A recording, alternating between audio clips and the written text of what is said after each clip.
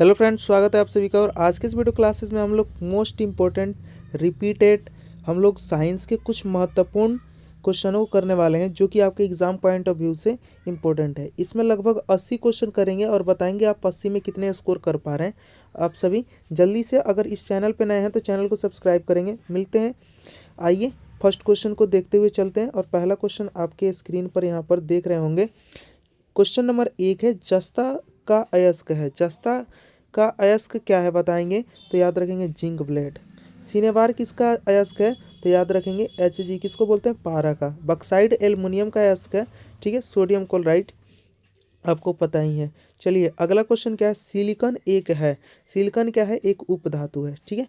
चलिए अगले प्रश्न की तरफ बढ़ते हैं।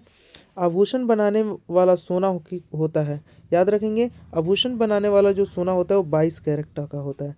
शुद्ध सोना कितने कैरेट का होता है तो 24 कैरेट का होता है। उम्मीद करते हैं सारी बातें आप सभी को पता होगा, ठीक है। और चलिए नेक्स्ट क्वेश्चन की तरफ बढ़ते हैं। नेक्स्ट क्वेश्चन क्या है। निम्न में से कौन सा उत्कृष्ट तत्व है, ठीक है। क्वेश्चन नंबर 4 है तो याद रखेंगे आर्गन। हेने अरे और अक्षरे सभी के सभी उत्कृष्ट गैस होते हैं, ठीक है, जो कि ऑप्शन क्या हो जाएगा इसका? सी। पांचवा क्वेश्चन क्या है। क्वेश्चन नंबर 5 है कि ताम्र एवं टीन के मिश्र धातु को कहते हैं, यानी तांबे और टीन के मिश्र धातु को क्या कहते हैं? मोस्ट इंपॉर्टेंट क्वेश्चन है, याद रखेंगे कांसा, ठीक है। क्या कहते हैं? कांसा। अगले प्रश्न की तरफ पढ़ते हैं। क्वेश्चन नंबर क्या है 6 कि सोना का परमाणु संख्या होता है। सोना का ये कई बार एग्जाम में पूछ दिया है, ठीक है। तो क्वेश्चन नंबर 6 का आंसर हो जाएगा 79। सोने का परमाणु संख्या 79 होता है। कमरे के ताप पर द्रव अवस्था में रहने वाला धातु का नाम बता देना है। तो याद रखेंगे कमरे के ताप पर द्रव अवस्था में रहने वाला धातु पारा है, ठीक है, सभी को पता होगा। अगला क्वेश्चन है अधातु क्या होगा तो ब्रोमीन हो जाएगा। अधातु अगर बोलता है तो ब्रोमीन, धातु पारा है, ठीक है। अगला क्या है क्यूप्राइट निम्न में से किस धातु का अयस्क है? तो सभी जानते हैं क्यूप्राइट जो है ये कॉपर का अयस्क है, ठीक है। अगले प्रश्न की तरफ बढ़ते हैं। अगला प्रश्न क्या है देखेंगे। गंधक को सोडियम बोलते हैं। सोडियम का परमाणु संख्या गंधक का परमाणु संख्या सल्फर होता है। गंधक को क्या बोलते हैं? सल्फर। 9 नंबर क्वेश्चन का आंसर क्या हो जाएगा? 16 इस क्वेश्चन का सही आंसर है, ठीक है। अगला क्वेश्चन क्या है। अधातुओं के ऑक्साइड होते हैं, अम्लीय होते हैं, क्षारीय होते हैं, उदासीन होते हैं, कैसे होते हैं? तो आप सभी जानते हैं अम्लीय होते हैं। कैसे होते हैं? अम्लीय होते हैं, ठीक है। आगे क्वेश्चन क्या है। नाइट्रोजन के अणु में कितने सहसंयोजक बंधन होते हैं? नाइट्रोजन के अणु में मैंने बताया था 3 सहसंयोजक बंधक होते हैं। कितने होते हैं? 3 सहसंयोजक बंधक होते हैं, ठीक है। और यहाँ से एक और क्वेश्चन पूछ देता है हाइड्रोजन में कितने होते हैं तो 2 सहसंयोजक बंधन होते हैं, ठीक है। आप एक ऐसे तत्व का नाम बताएंगे जिसमें डबल बॉन्ड बनता हो, द्विसंयोजक बंधक होता है, ठीक है। हाइड्रोजन में सिंगल बॉन्ड बनता है। आगे है क्वेश्चन संगमरमर। संगमरमर का रासायनिक सूत्र क्या है? तो कैल्शियम कार्बोनेट को हम लोग संगमरमर कहते हैं, CaCO3, ठीक है। अगले प्रश्न की तरफ बढ़ते हैं। अगला प्रश्न क्या है।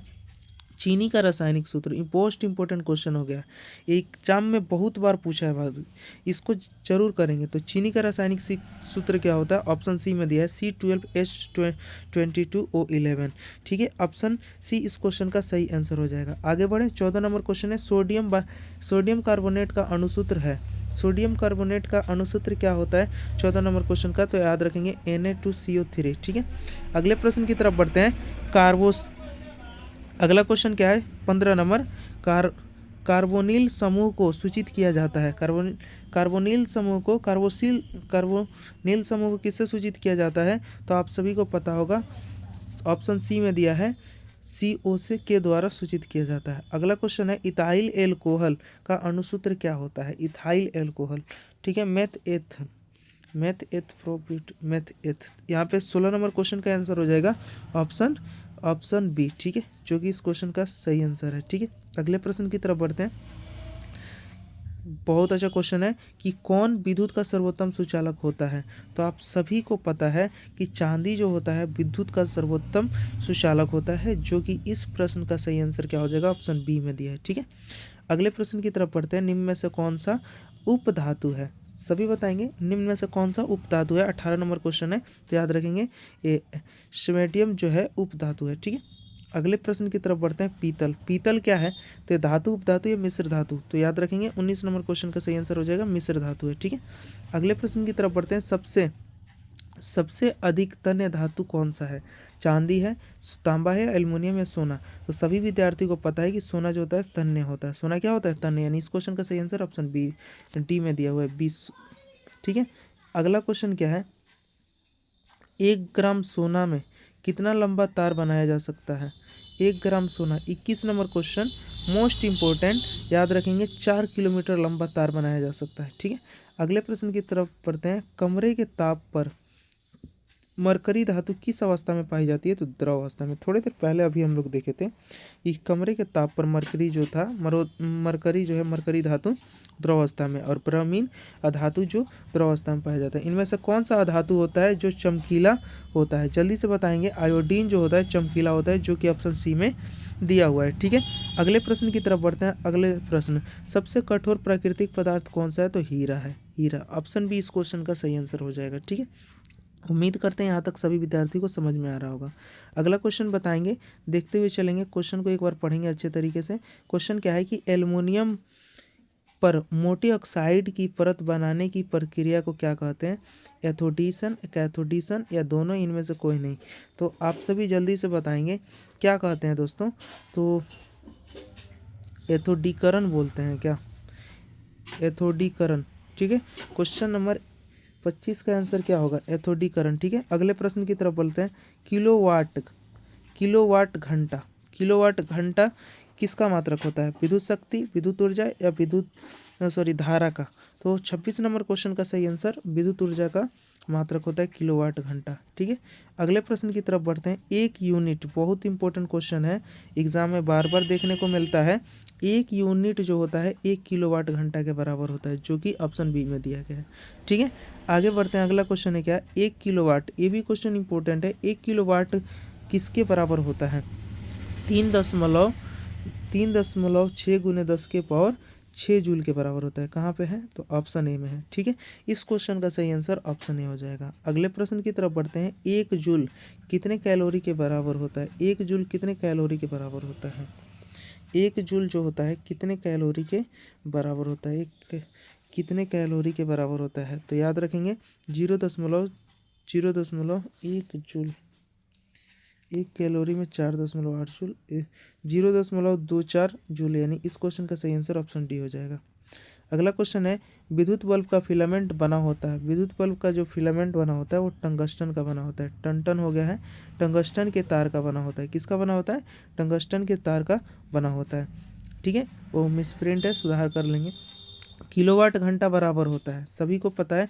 अभी बताया 1 किलोवाट घंटा 1 यूनिट के बराबर होता है, जो कि ऑप्शन ए हो जाएगा इस क्वेश्चन का सही आंसर। आ जाएंगे। 1 HP यानी हर्स पावर यानी अश्व शक्ति किसके बराबर होता है? 746 वाट के बराबर होता है।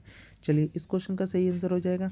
अगले प्रश्न का तरफ बढ़ते हैं। प्रतिरोध का एसआई मात्रक ओम होता है। प्रतिरोधकता का एसआई मात्रक ओम मीटर होता है, जो कि बार बार पूछा जाता है। ठीक है, गुलाम किसका एसआई मात्रक होता है? तो आवेश का एसआई मात्रक। विद्युत धारा का एसआई मात्रक एम्पियर होता है। ठीक है, ऊर्जा का एसआई मात्रक जूल होता है। ठीक, आगे बढ़ते हैं। जूल पर कुलाम, जूल पर कुलाम किसके बराबर होता है? बहुत अच्छा क्वेश्चन है, तो याद रखेंगे 1 वोल्ट के बराबर। 1 वोल्ट जो होता है 1 वोल्ट, याद रखेंगे 1 वोल्ट बराबर होता है 1 जूल पर कुलाम के बराबर। यहाँ से भी पूछा जाता है कि 1 वोल्ट को परिभाषित करें। ठीक है, तो इस तरह के क्वेश्चन। ज्योति तीव्रता का एसआई मात्रक कैंडेला होता है। क्या होता है? कैंडेला। मीटर लंबाई का मात्रक होता है। केल्विन तापमान का मात्रक होता है। एम्पियर अभी बताया विद्युत धारा का मात्रक होता है। विभवांतर मापने वाले यंत्र को क्या कहते हैं? तो याद रखेंगे विभवांतर मापने वाले यंत्र को वोल्टमीटर कहते हैं। ठीक है, अगले प्रश्न की तरफ पढ़ते हैं। विद्युत शक्ति का एसआई मात्रक क्या होता है? तो विद्युत शक्ति का एसआई मात्रक वाट होता है। क्या होता है? वाट, जो कि ऑप्शन सी में दिया हुआ है। अगला क्वेश्चन है कि आमीटर से निम्नलिखित में किसे मापा जाता है? धारा, आवेश, विभव, विद्युत शक्ति। तो ऑप्शन का आंसर हो जाएगा धारा मापा जाता है, जो कि ऑप्शन ए में दिया गया है। अगला क्वेश्चन है कि 1 मीटर एमस्ट्रॉन किस बराबर होता है? किसके बराबर होता है? 1 मीटर एमस्ट्रॉन किसके बराबर होता है? 39 नंबर क्वेश्चन का सही आंसर हो जाएगा 10 के पावर -3 के बराबर होता है, मिली एमस्ट्रॉन। ठीक है, अगला क्वेश्चन क्या है कि आमीटर का प्रतिरोध होता है छोटा, बड़ा, बहुत छोटा, इनमें से कोई नहीं? तो 40 नंबर क्वेश्चन का सही आंसर होगा ये बहुत ही छोटा होता है। ठीक है। नेक्स्ट प्रश्न की तरफ बढ़ते हैं। क्वेश्चन नंबर 41 है कि क्वेश्चन नंबर 41 है रियो स्टेटस का उद्देश्य क्या है? धारा का परिणाम में वृद्धि, धारा के परिणाम में कमी, धारा के परिणाम में वृद्धि या कमी, इनमें से कोई नहीं। तो 41 नंबर क्वेश्चन का सही आंसर हो जाएगा ऑप्शन सी, धारा के परिणाम में वृद्धि या कमी। ठीक है, अगले पढ़ते हैं। इलेक्ट्रॉनिक हीटर की कुंडली बनाने में किस पदार्थ का प्रयोग किया जाता है? मोस्ट इंपोर्टेंट क्वेश्चन है। तांबा, लोहा, चांदी या नाइक्रोम? तो याद रखेंगे इस क्वेश्चन का सही आंसर 42 का ऑप्शन डी हो जाएगा, नाइक्रोम का प्रयोग किया जाता है। ठीक है, एक यूनिट विद्युत ऊर्जा की मापी जाती है, किस में मापी जाती है? तो याद रखेंगे 3.6 गुने 10 के पावर 6 जूल के बराबर मापी जाती है। अगला क्वेश्चन है, कार्य करने की क्षमता को क्या कहते हैं? बहुत अच्छा क्वेश्चन है, 44 नंबर क्वेश्चन। तो आप सभी जानते हैं ऊर्जा कहते हैं। ठीक है, आगे बढ़ते हैं। एमीटर को विद्युत परिपथ में कैसा जोड़ा जाता है? एमीटर को विद्युत परिपथ में श्रेणी क्रम में जोड़ा जाता है या समानांतर क्रम में जोड़ा जाता है या श्रेणी समानांतर दोनों क्रमों में जोड़ा जाता है? जल्दी से इस क्वेश्चन का आंसर बताएंगे या इनमें से कोई नहीं? तो सभी को पता है कि एमीटर को श्रेणी क्रम में जोड़ा जाता है, वोल्ट मीटर को समानांतर क्रम में जोड़ा जाता है। ठीक है, विद्युत आवेश का ऐसा ही मात्रक अभी बताया था कूलाम होता है। ठीक है, चलिए नेक्स्ट प्रश्न की तरफ बढ़ते हैं। अतिभारण के समय अतिभारण क्या है? एग्जाम में पूछा जाता है। ठीक है, अतिभारण के समय विद्युत परिपथ में विद्युत धारा का मान क्या होता है? बहुत कम होता है या परिवर्तित नहीं होता है, बहुत अधिक बढ़ जाता है या इनमें से कोई नहीं? तो क्वेश्चन नंबर 47 का आंसर बताएंगे आप सभी कि बहुत अधिक मान क्या होता है? विद्युत धारा का मान जो होता है विद्युत परिपथ में बढ़ जाता है, जो कि इस क्वेश्चन का सही आंसर ऑप्शन सी हो जाएगा। ठीक है, मिलते हैं अगले क्वेश्चन की तरफ। देखिए अगला क्वेश्चन क्या है? 1 वोल्ट कहलाता है 1 जूल पर कूलम के बराबर होता है, जो कि ऑप्शन बी में दिया है। 48 का ऑप्शन बी इस क्वेश्चन का सही आंसर होगा। चलिए नेक्स्ट प्रश्न की तरफ बढ़ते हैं। नेक्स्ट प्रश्न क्या है दोस्तों? अगला प्रश्न है कि आमीटर को विद्युत परिपथ में कैसे जोड़ा जाता है? श्रेणी क्रम, पार्श्व क्रम? अभी बताया था आमीटर को किस में जोड़ा जाता है या दोनों क्रमों में, इनमें से कोई नहीं? तो 49 नंबर क्वेश्चन का सही आंसर हो जाएगा श्रेणी क्रम में जोड़ा जाता है। ठीक है, आगे क्वेश्चन क्या है कि निम्नलिखित में से कौन सा विद्युत शक्ति को निरूपित नहीं करता है? P² आई ए नहीं करता है, ऑप्शन बी आई बराबर R², जो कि ऑप्शन बी में दिया हुआ है। ठीक है, 50 नंबर का क्वेश्चन आंसर हो जाएगा आई बराबर R²। मुकुलन द्वारा अलैंगिक जनन होता है, मुकुलन द्वारा? तो याद रखेंगे मटर में, हाइड्रा में, शैवाल में, प्लाज्मा में? जल्दी से बताएंगे तो याद रखेंगे हाइड्रा में मुकुलन द्वारा क्या किया जाता है? अलैंगिक जनन होता है। ठीक है, अलैंगिक जनन मुकुलन के द्वारा होता है, तो याद रखेंगे ईस्ट में या अमीबा या प्लाज्मोडियम में या लेशमानिया में? तो याद रखेंगे क्वेश्चन नंबर 52 का सही आंसर हो जाएगा ईस्ट में होता है। ठीक है, चलिए नेक्स्ट प्रश्न की तरफ बढ़ते हैं। नेक्स्ट प्रश्न क्या है कि निम्न में से कौन सा मानव के अंदर मानव जनन तंत्र का भाग नहीं है? ठीक है, तो याद रखेंगे मादा जनन तंत्र का भाग नहीं है, तो याद रखेंगे अंडाशय है भाग, गर्भाशय है, शुक्रवाहिका नहीं है, या डिम वाहिनी तो मादा जनन अंग का भाग होता है, यानी इस क्वेश्चन का सही आंसर ऑप्शन सी हो जाएगा। आगे बढ़ते हैं। क्वेश्चन क्या है कि प्राकोष में होता है प्राकर्ण होता है, जो कि ऑप्शन डी में दिया हुआ है। ठीक है, अगला क्वेश्चन क्या है? अगला क्वेश्चन है कि कुटपाथ किस में पाया जाता है? कुटपाथ अमीबा में पाया जाता है, जिसके द्वारा अपना भोजन ग्रहण करता है। ठीक है, प्रकाश संश्लेषण होता है रात में, दिन में, रात दिन दोनों में, सुबह शाम? याद रखेंगे प्रकाश संश्लेषण क्रिया दिन में होती है, जो कि इस प्रश्न का सही आंसर क्या हो जाएगा? ऑप्शन बी हो जाएगा। अगले प्रश्न की तरफ बढ़ते हैं। अगला प्रश्न क्या है देखेंगे। क्लोरोफिल वर्ण का रंग हरा होता है, कैसा होता है?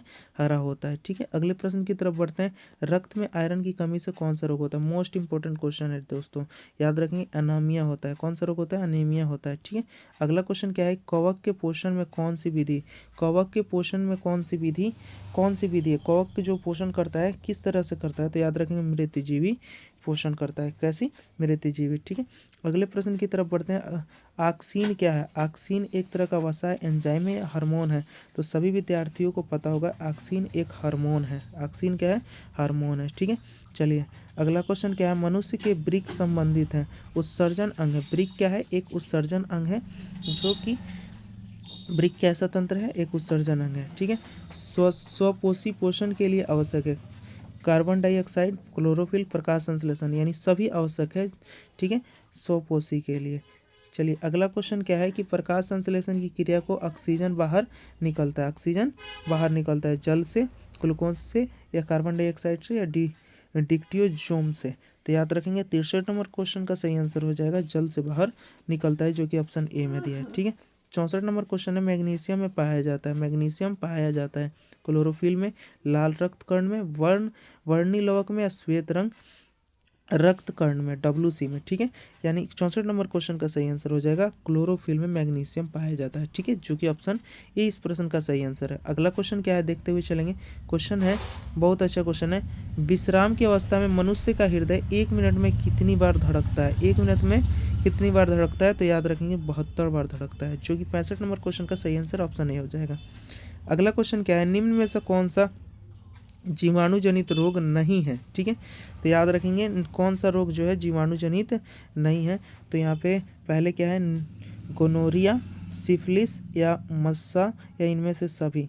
तो 66 नंबर क्वेश्चन का सही आंसर हो जाएगा मस्सा जो है वो जीवाणु जनित रोग नहीं है। ठीक है, आगे समझने का प्रयास करते हैं। निम्न में से कौन सा एक उभयलिंगी जंतु है? तो केंचुआ एक उभयलिंगी जंतु है, जो कि इस प्रश्न का सही आंसर ऑप्शन ए है।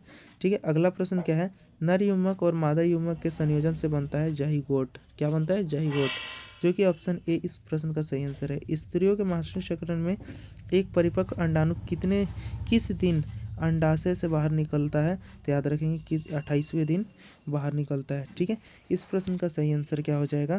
क्वेश्चन नंबर याद रखेंगे 69, और इस प्रश्न का सही आंसर बाहर निकलता है अंडवाहिनी से किस दिन? 14 दिन में तैयार, 14 दिन बाहर। यानी मानसिक चक्र जो होता है 28 दिन का होता है, लेकिन बाहर जो होता है 14 दिनों के बाद निकलता है। ठीक है, अगला क्वेश्चन क्या है कि मानव मादा जनन तंत्र का भाग नहीं है, अंडाशय गर्भाशय भाग है, डिंबवाहिनी है, यानी शुक्रवाहिका जो है मादा जनन तंत्र का भाग नहीं है। ठीक है, अगला क्वेश्चन क्या है, नर युग्मक और मादा युग्मक के संलयन को क्या कहते हैं? किण्वन, बौनापन, मधुमेह, इनमें से कोई नहीं। 71 नंबर क्वेश्चन का याद रहेगा ऑप्शन डी हो जाएगा। ये नर युग्मक मादा युग्मक के संयोग से जाइगोट बनता है। चलिए, इस क्वेश्चन का सही आंसर ऑप्शन डी हो जाएगा, इनमें से कोई नहीं। निम्नलिखित में से कौन सा एक लिंगी पादप का उदाहरण है? सरसों, गुड़हल या पपीता या मटर? तो 72 नंबर क्वेश्चन का आंसर हो जाएगा ऑप्शन सी, पपीता जो है एक लिंगी पादप है। ठीक है, क्वेश्चन नंबर 73 देखते हैं क्या है। मुकुलन द्वारा प्रजनन होता है, ईस्ट में होता है, किस में होता है? ईस्ट में। याद रखेंगे ईस्ट जो है मुकुलन द्वारा प्रजनन क्रिया करता है। अगला क्वेश्चन क्या है, फूलों में नर प्रजनन अंग होता है? तो याद रखेंगे पुंकेसर होता है। क्या होता है? पुंकेसर। ठीक है, अगले प्रश्न की तरफ बढ़ते हैं। अगला ओम का नियम होता है, ओम का नियम आप सभी बताएंगे 75 नंबर। आप ये जो क्वेश्चन है याद रख लेना कि ये V बराबर आई आर होता है। ठीक है, ये पहले आप जान लीजिए, I बराबर R बराबर V/R होता है। ठीक है, इस बात को समझते हैं कि R बराबर जो होता है V/I होता है, यानी इस क्वेश्चन का सही आंसर ऑप्शन बी यहाँ पर हो जाएगा। ठीक है, मैं इसमें बता देता हूँ कि ओम का नियम बार बार पूछा जाता है, तो क्वेश्चन को अच्छे तरीके से करेंगे। ठीक है, 75 नंबर क्वेश्चन का ऑप्शन बी। ठीक है, अगला क्या है, विद्युत धारा का प्रबलता का सही मात्रक? कई बार एग्जाम में पूछती है। ठीक है, तो विद्युत धारा की प्रबलता का सही मात्रक आप सभी बताएंगे, तो याद रखेंगे एम्पियर होता है। ठीक है, अगले प्रश्न की तरफ बढ़ते हैं। अगला प्रश्न क्या है, धारा मापने वाले यंत्र को क्या कहते हैं? मीटर, वोल्टमीटर, कूलाम या एम्पियर? तो 77 नंबर क्वेश्चन का सही आंसर हो जाएगा अमीटर होता है धारा मापने वाले यंत्र। ठीक है, जीवों की उत्पत्ति के पहले पृथ्वी पर निम्नलिखित में क्या नहीं था? बहुत अच्छा क्वेश्चन है। जीवों की उत्पत्ति के पहले पृथ्वी पर ऑक्सीजन नहीं था, यानी इस क्वेश्चन का सही आंसर ऑप्शन बी हो जाएगा। अगला क्वेश्चन क्या है, मनुष्य में कितने जोड़े गुणसूत्र पाए जाते हैं? कितने जोड़े गुणसूत्र पाए जाते हैं? तो याद रखेंगे 23 जोड़े गुणसूत्र पाए जाते हैं। आप सभी के लिए बताएंगे इतने 79 प्रश्न किए, 79 प्रश्न में आपने कितने प्रश्नों को किया? ठीक है, एक लास्ट 80 क्वेश्चन पूछ देता हूँ कि बताएंगे उत्तल दर्पण का उपयोग। चलिए, एक ऑब्जेक्टिव ही क्वेश्चन पूछ देता हूँ कि किस दर्पण की फोकस दूरी दर्पण बोले या लेंस बोले धनात्मक होती है? ठीक है, तो याद रखेंगे किस दर्पण की फोकस दूरी धनात्मक होती है? आप सभी को कमेंट बॉक्स में बताना है। ये 80 नंबर क्वेश्चन है। ठीक है, आप बताएंगे 80 में से कितने क्वेश्चंस आपने कर लिए। ठीक है, मिलता है नेक्स्ट वीडियो में। धन्यवाद।